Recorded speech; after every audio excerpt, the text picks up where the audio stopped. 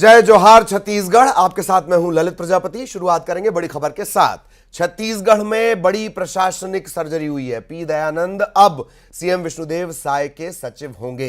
P Dayanand ने CM से मुलाकात भी की है। 2006 बैच के आईएएस अधिकारी हैं और सुभाष राज वो बनाए गए हैं सीएम के ओएसडी। रविकांत मिश्रा, उमेश अग्रवाल भी ओएसडी की जिम्मेदारी संभालेंगे और दीपक आधारे निजी सचिव बनाए गए हैं। बड़ी प्रशासनिक सर्जरी के तौर पर इसे देखा जा रहा है। हालांकि ये पहला मौका नहीं होगा। लगातार अब इस तरह की प्रशासनिक कसावट के इरादे से ये जो बड़े अधिकारी हैं वे इधर से उधर होंगे। पी दयानंद सीएम के सचिव, 2006 बैच के आईएएस।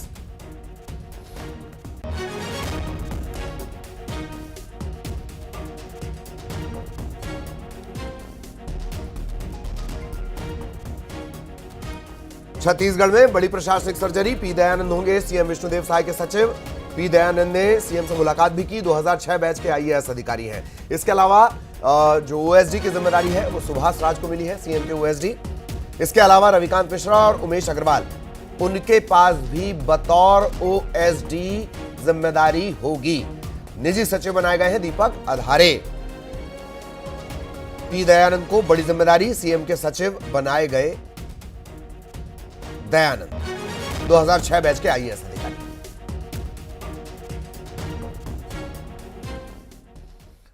और छत्तीसगढ़ विधानसभा सत्र का दूसरा दिन है आज। सुबह 11 बजे राज्यपाल का अभिभाषण होना है। तकरीबन 10,000 करोड़ का अनुपूरक बजट पेश होगा। 3 योजनाओं के लिए अनुपूरक बजट लेकर आ रही है सरकार। इसमें धान बोनस है, पीएम आवास योजना है, महतारी वंदन योजना है। इन तीनों का जो ऐलान है वो घोषणा पत्र में किया गया था और अब इन तीनों के लिए 10,000 करोड़ का, तकरीबन 10,000 करोड़ का अनुपूरक बजट आ सकता है। धान बोनस, पीएम आवास और महतारी वंदन। किसानों के 2 साल के बकाया बोनस के लिए तकरीबन 5,000 करोड़, प्रधानमंत्री आवास के लिए 3,000 करोड़, महतारी वंदन योजना के लिए 1,500 करोड़ का प्रावधान इसमें हो सकता है।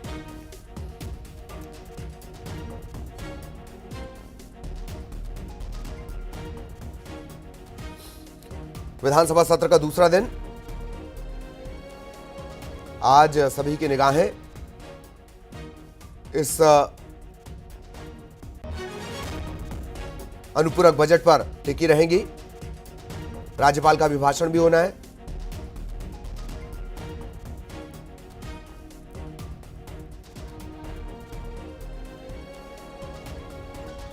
सुबह 11 बजे राज्यपाल विश्वभूषण हरिचंदन का अभिभाषण।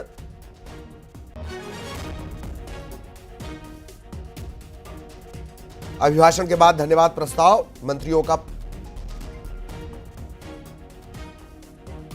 जो एक औपचारिकता होती है, परिचय की औपचारिकता, वो होगी। सीधा आपको लिए चलेंगे रायपुर। सहयोगी आकाश इस वक्त हमारे साथ जुड़े हुए हैं। आकाश से और ज्यादा जानकारी ले लेते हैं। आकाश, क्या कुछ अपडेट? आज विधानसभा का शीत सत्र दूसरा दिन जी।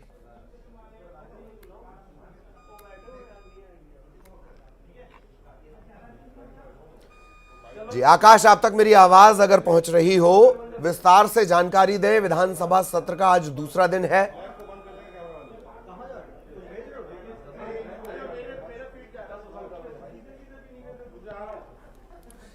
चलिए आकाश से हम फिर संपर्क करने की कोशिश करेंगे। विधानसभा सत्र का आज दूसरा दिन और कई महत्वपूर्ण जो घटनाक्रम है। आज अनुपूरक बजट पेश होना है। हालांकि आज बजट पेश होगा, फिर कल इस पर चर्चा होगी। छोटा ये सत्र है, शीत सत्र है। अब सरकार के सामने बड़ी जिम्मेदारी, उन घोषणाओं को पूरा करना जिनका ऐलान किया गया था घोषणा पत्र में। एक बार फिर आकाश के पास आपको लिए चलते हैं, कोशिश करते हैं आकाश से बात करने की। आकाश, आप तक मेरी आवाज पहुंच रही हो तो आज सदन की कार्यवाही को लेकर क्या कुछ जानकारी? जी जी बिल्कुल, आज विधानसभा सत्र का दूसरा दिन है और कार्य मंत्रणा समिति की बैठक अभी चल रही है। मुख्यमंत्री विष्णुदेव साय, विधानसभा अध्यक्ष जो है डॉक्टर रमन सिंह वो मौजूद है, इसके साथ ही अन्य जो सदस्य हैं वो मौजूद है। अभी चर्चा चल रही है। इसके बाद जो है 11 बजे विधानसभा सत्र में राज्यपाल का अभिभाषण होना है। इसके साथ ही आज अनुपूरक बजट जो है वो पेश किया जाना है। इसमें जो वादे किए थे भाजपा ने बोनस को लेकर, आवास को लेकर, उस पे मुहर लग सकती है, साथ ही चर्चा भी हो सकती है इसमें। जी चलिए, धन्यवाद आकाश इस तमाम जानकारी के लिए। सहयोगी आकाश विस्तार से जानकारी दे रहे थे। आगे भी उनके जरिए नजर हमारी बनी रहेगी, लेकिन सुकमा का रुख करेंगे। बड़ी खबर, सुरक्षा बलों ने नक्सली कैंप ध्वस्त किए हैं। नागाराम के कोतापल्ली इलाके में ये कैंप ध्वस्त किए गए। घने जंगल में नक्सलियों ने ये कैंप बनाया था। बड़ी कामयाबी के तौर पर इसे देखा जा रहा है। डीआरजी और कोबरा बटालियन के साथ नक्सलियों की मुठभेड़ भी हुई और 5 से 6 नक्सलियों को गोली लगने की खबर है। हालांकि जंगल की आड़ लेकर नक्सली भाग गए हैं। भारी मात्रा में नक्सली सामान बरामद हुआ है। अभी भी एहतियातन इलाके में जवान सघन सर्चिंग कर रहे हैं।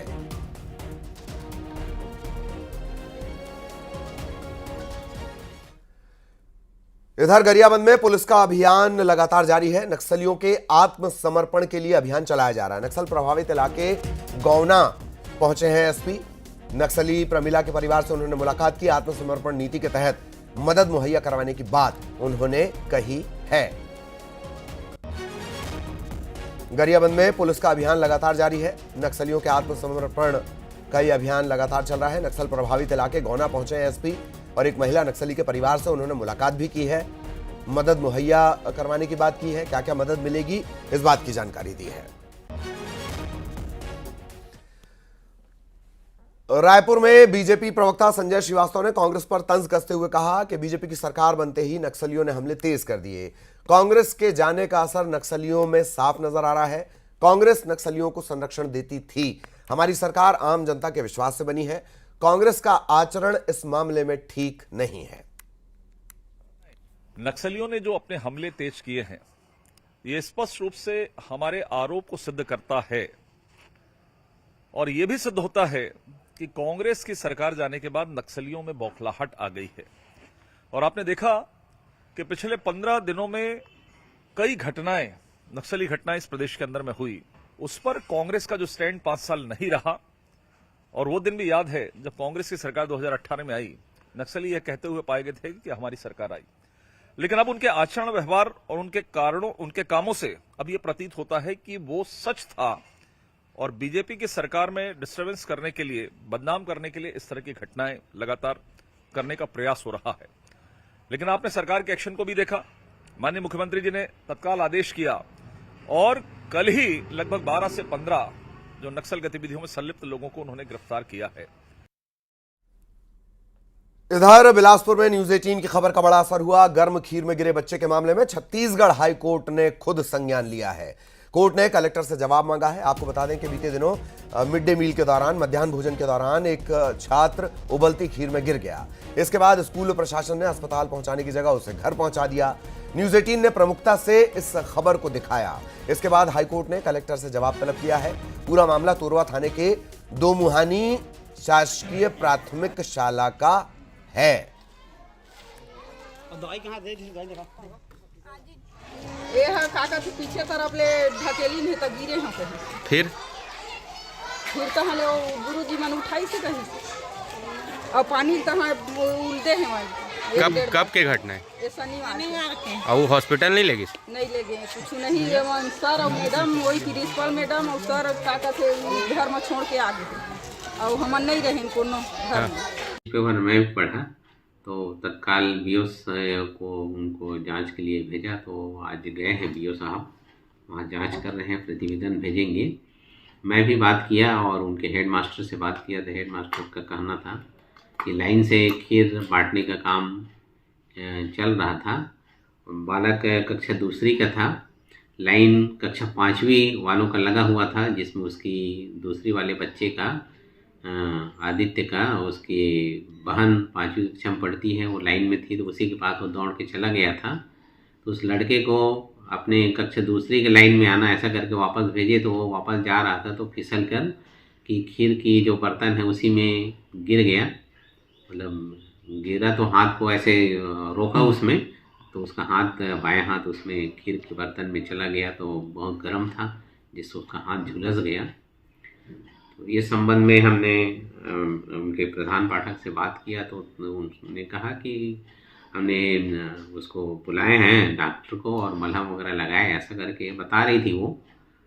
और फिर भी उनकी ओर से हमने देखा तो उनको बताया कि इस प्रकार से खड़ा होकर लाइन लगाकर ऐसा ना किया करें, मध्याह्न भोजन को बैठाकर सुव्यवस्थित ढंग से वितरण करें, तो इस प्रकार की घटना नहीं होगा। तो अब ये सारा घटनाक्रम बताया जा रहा है, किस तरीके से पूरा घटनाक्रम हुआ। न्यूज़ 18 ने प्रमुखता से इस खबर को दिखाया।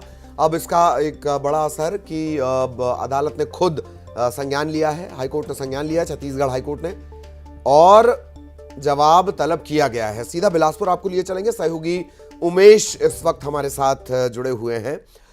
उमेश, खबर का असर बहुत सुकून वाली बात, और ये और ज्यादा बेहतर होगा जबकि कोई सख्त कार्रवाई में भी इसमें होगी। क्या कुछ अदालत ने पूछा है, ये भी जरा बताएं उमेश।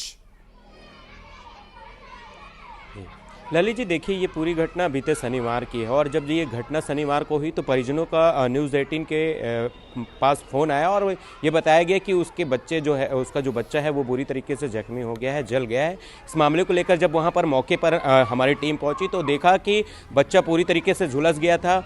जब इसकी ज़्यादा इंक्वायरी की गई तो पता चला कि जो टीचर्स हैं वो बच्चे को अस्पताल ले जाना छोड़कर घर छोड़कर आ गए थे, जिससे जो परिजन है वो मौके पर पहुँचे। वहाँ पर तत्काल पहले स्कूल प्रबंधन है हॉस्पिटल ले गया, उसके बाद उसका इलाज कराने की जद्दोजहद वहाँ पर शुरू हुई। लेकिन सबसे बड़ा सवाल यह है कि आखिर इतनी बड़ी लापरवाही क्यों? जब अगर बच्चा स्कूल में गिर गया था उबलती खीर पे, तो उसको तत्काल ट्रीटमेंट देना था, ना कि उसको घर छोड़ के जाना था। जब इस खबर को प्राथमिकता से दिखाई गई तो आनन फानन में जो स्कूल प्रबंधन है वो उसे बच्चे को अस्पताल ले गया, उसका ट्रीटमेंट कराया। इसके साथ ही इस मामले को स्वतः छत्तीसगढ़ हाईकोर्ट ने जो है वो संज्ञान में लिया है और इस मामले पर जो है कलेक्टर से जवाब तलब किया है। बता दूं कि इस पूरे मामले पर जो आरटी साहू है, जिला शिक्षा अधिकारी, उन्होंने 2 सदस्यीय जांच समिति बनाई है और जांच समिति जो है वो जांच कर आई है, जिसमें ये पाया गया कि कहीं ना कहीं मध्याह्न भोजन परोसे जाने पर लापरवाही बरती जा रही है। वहां पर व्यवस्थित जो व्यवस्था होनी चाहिए बच्चों को बैठाने की, इसके अलावा खाने पीने की जो व्यवस्था होनी चाहिए वो दुरुस्त नहीं है, जिसकी वजह से इस तरह की घटनाएं जो है वो हुई है। और इस मामले को लेकर जो है अब जो जिला शिक्षा अधिकारी है उन्होंने प्रधान पाठिका जो है सुनीता खेस को उसको निलंबित किया है। इसके साथ ही जो मध्याह्न भोजन की प्रभारी है सहायक शिक्षिका सुशीला पटेल, उनको निलंबित कर दिया है। फिलहाल एक बड़ी कार्रवाई देखने को मिली है। न्यूज़ 18 के निश्चित रूप से खबर का असर हुआ और इसका मुख्य उद्देश्य भी यही होता है खबर दिखाने का कि जहां पर अव्यवस्थाएं हैं उसको बेहतर किया जाए, जहां पर कमियां हैं उसको दूर किया जाए। और निश्चित रूप से अपनी इस खबर के दम जरिए न्यूज़ 18 ने इस खबर को प्रसारित करके ये बताने की कोशिश की है। जी, चलिए, बहुत बहुत शुक्रिया आपका इस तमाम जानकारी के लिए। विस्तार से उमेश जानकारी दे रहे थे, आगे भी उनके जरिए अपडेट हम अपने दर्शकों तक पहुंचाएंगे। अब बात महासमुंद की। महासमुंद में बुलडोजर का एक्शन, अवैध कब्जे पर चला है बुलडोजर।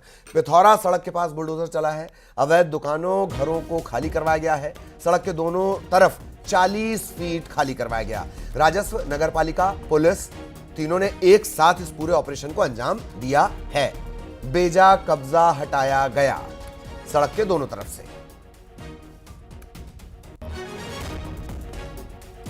अवैध कब्जे पर यह बुलडोजर चला है। महासमुंद की ये तस्वीरें। बेजा कब्जा हटाया गया। पिथौरा सड़क पर जो कब्जे कर लिए गए थे, सड़क पर जो लोग चले आए थे बेजा कब्जा करते हुए, अतिक्रमण करते हुए, वो सब हटा दिया गया।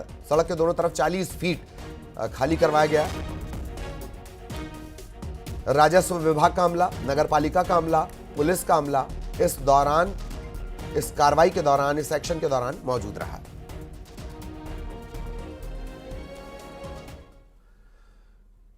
इधर अंबिकापुर में भी बुलडोजर चला है। अवैध कब्जे पर निगम का बुलडोजर चला। सरकारी जमीन पर यह बेजा कब्जा कर लिया गया था, अवैध कब्जा कर लिया गया था। अवैध घर और बाउंड्री वॉल को तोड़ दिया गया। 1 एकड़ से ज्यादा सरकारी जमीन को खाली करवा लिया गया। इस कार्रवाई के दौरान राजस्व निगम और पुलिस का अमला मौजूद रहा। उनकी देखरेख में यह पूरी कार्रवाई हुई। सरकारी जमीन पर से अवैध कब्जा हटाया गया।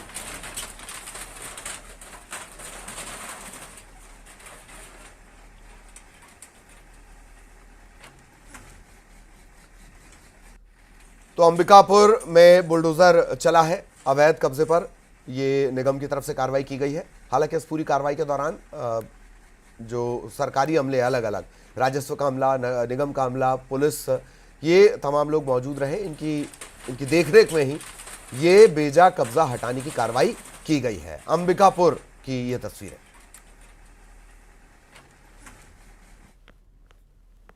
और अब धमतरी से बड़ी खबर आपको बता दें, बड़ी संख्या में यहां पक्षियों की मौत हो गई है। दरअसल पीपल के पेड़ की शाखाएं काटी गईं, इसके चलते पक्षियों की मौत हुई है। सदर रोड पर यह तकरीबन 150 साल पुराना पीपल का पेड़ है। पेड़ की शाखाओं को काटा गया, इन पर आशियाने थे पक्षियों के, और इसके चलते बड़ी संख्या में पक्षियों की मौत हो गई। धमतरी का मामला।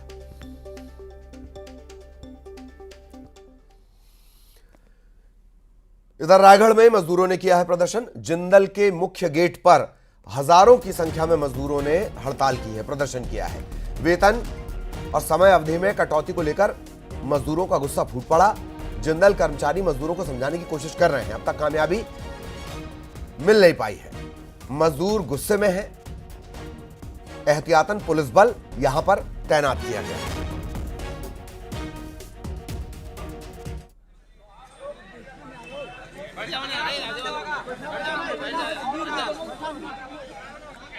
तो हजारों की संख्या में मजदूर यहां पर मौजूद हैं, सड़क पर मौजूद हैं। शोषण का आरोप इन्होंने लगाया है।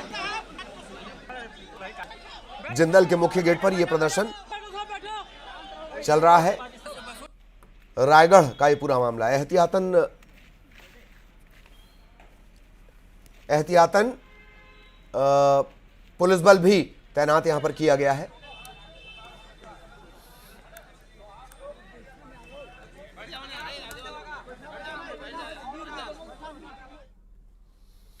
इधर कोरबा में हाथियों ने मचाया है जमकर उत्पात। किसानों की फसल इन्होंने नष्ट कर दी है। तकरीबन 34 हाथियों का यह दल है जो इलाके में घूम रहा है। कटघोरा वन मंडल के केंदई रेंज का यह पूरा मामला है। किसानों की फसल इन्होंने नष्ट कर दी, लगातार उत्पात मचा रहे हैं, घरों को क्षतिग्रस्त करने की खबरें भी आई हैं। 34 हाथियों का दल इस इलाके में घूम रहा है। कटघोरा वन मंडल, केंदई रेंज।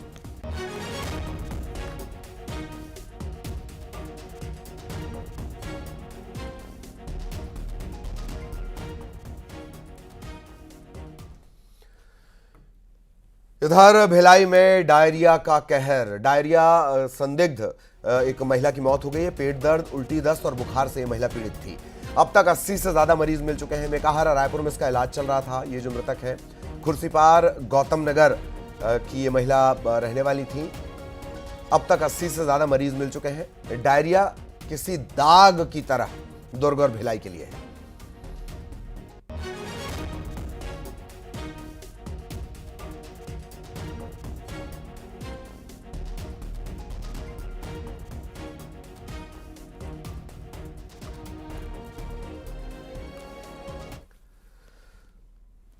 और छत्तीसगढ़ विधानसभा के शीत सत्र का आज दूसरा दिन है। राज्यपाल का अभिभाषण होना है। अनुपूरक बजट पर भी इस दौरान चर्चा होगी। इस पर सबकी निगाहें बनी हुई हैं।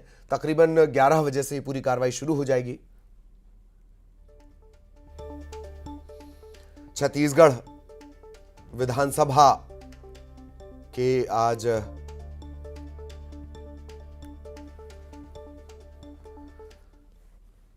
छत्तीसगढ़ में कोरोना को लेकर अलर्ट भी जारी कर दिया गया। स्वास्थ्य विभाग ने गाइडलाइन जारी कर दी है। सभी कलेक्टरों को आदेश जारी हो गए हैं।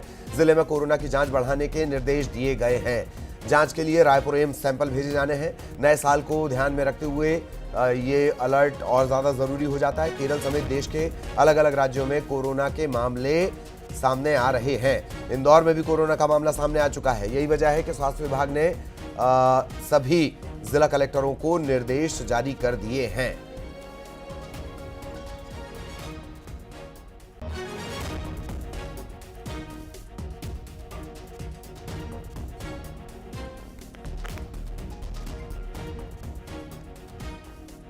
छत्तीसगढ़ में कोरोना को लेकर अलर्ट जारी किया गया है।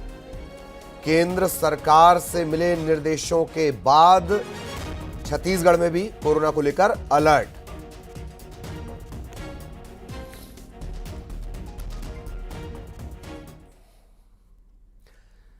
और अब आपको दिखाते हैं टॉप 20। छत्तीसगढ़ विधानसभा के शीत सत्र